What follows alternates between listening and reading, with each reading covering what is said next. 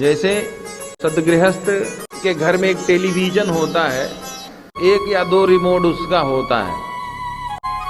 अब परिवार में 8-10 लोग होते हैं और वो रिमोट अगर पत्नी के हाथ में चला गया तो उसने अपने मनपसंद का एक सीरियल लगा दिया। अब पति देव कहीं से आए, उनको जमा नहीं, वो अपना दूसरा चैनल लगा दिए। बच्चा आया, वो कार्टून लगा दिया। कोई परिवार का और आया तो सीधा जो है न्यूज चैनल लगा दिया। सिर्फ अपने अपने मनपसंद के चैनल को देखने के लिए एक घर में कई कई टीवियां खरीदनी पड़ती हैं और या फिर लड़ाइयां होती हैं। आज देवाधिदेव महादेव ध्यान और समाधि के चैनल पे जाते हैं। जिस चैनल पे पहले गए थे तो समाधि लग गई थी 87,000 साल।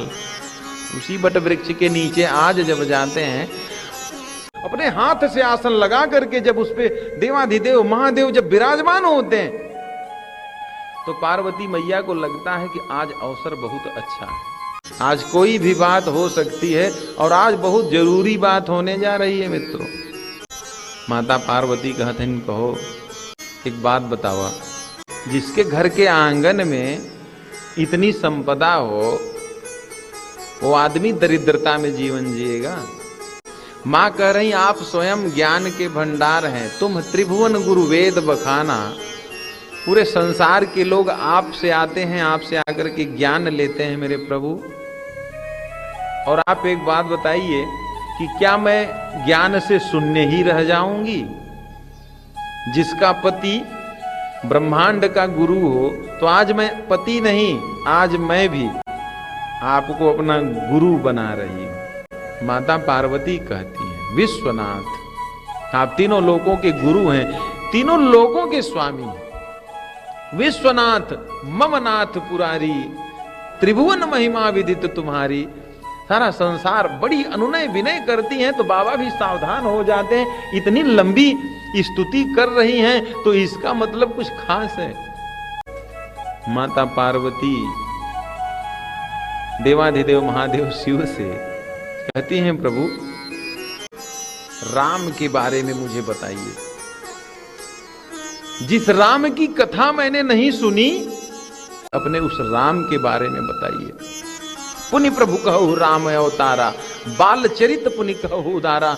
कहु जथा जानकी विवाही, राज तजा सो दूषण काही। वन बस की ने चरित अपारा, कहु नाथ जिमि रावण मारा।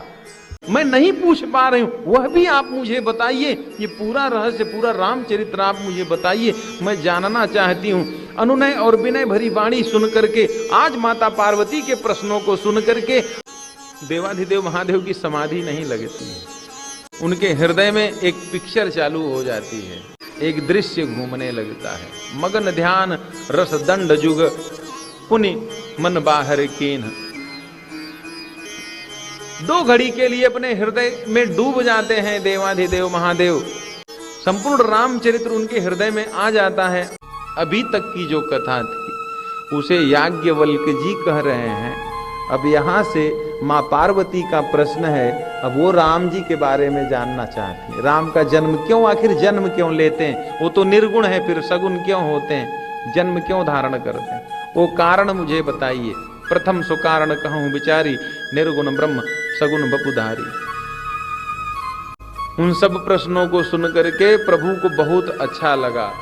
उन्होंने कहा, धन्य धन्य, 2 बार कहते हैं धन्य धन्य गिरिराज कुमारी।